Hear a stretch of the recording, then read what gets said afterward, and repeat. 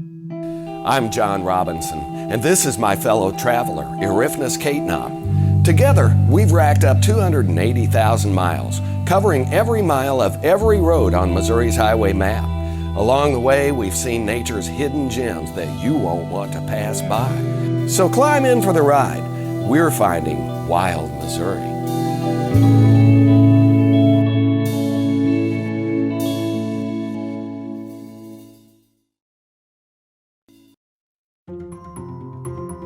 St. Louis and the Ozarks?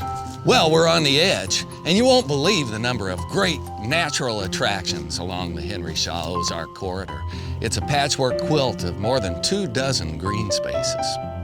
The Missouri Botanical Gardens started Shaw Nature Reserve back in the roaring 20s because city air was killing the orchids. So they brought them here, upwind. The orchids love it here. You will too, in the wildflower gardens and trails.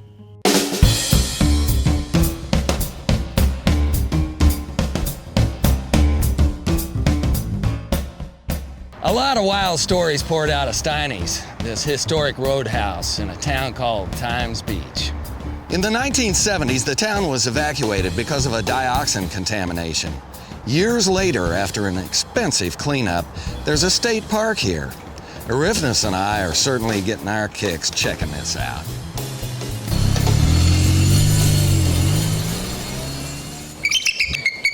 Right next to Lone Elk Park, where you can see buffalo and elk, is the World Bird Sanctuary.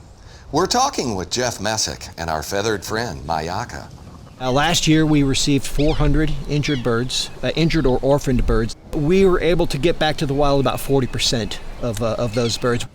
Tell me, what's the status of bald eagles in Missouri? Bald eagles are doing very, very well in Missouri. Back in 1972, when birds of prey were federally protected, that's when they all came under protection, there were only about 200 breeding pairs in all of the lower 48 states. But now there are well over 15,000 breeding pairs. And in 2011, Missouri had 154 breeding pairs. No, not today, huh, Jake? It's amazing how the bald eagles made such a great comeback. This next stop's gonna give you something to howl about.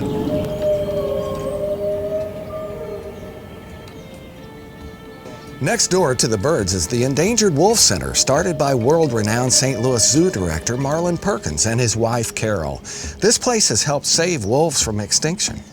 Regina, I understand that we used to have red wolves in southern Missouri. What's happened to these red wolves? Well, they've had a tough story. Red wolves were hunted to extinction just like a lot of other predators. The U.S. government realized that they were endangered and went out to try and find the last few that were out in the wild.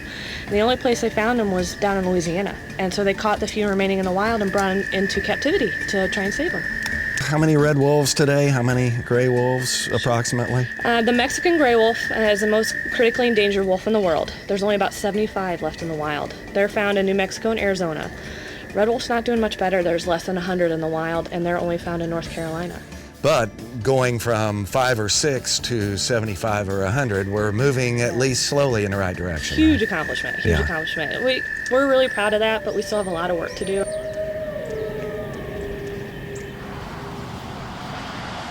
Ow! Right smack next to one of the busiest intersections in the state, there's an outdoor paradise called Powder Valley Conservation Nature Center. Let's go check it out.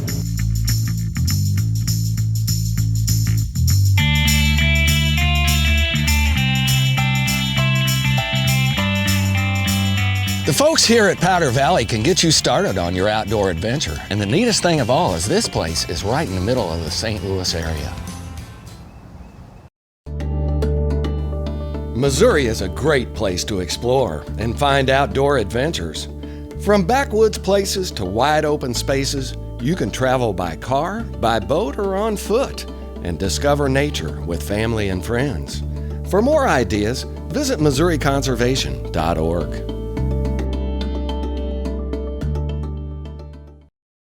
All right, matey.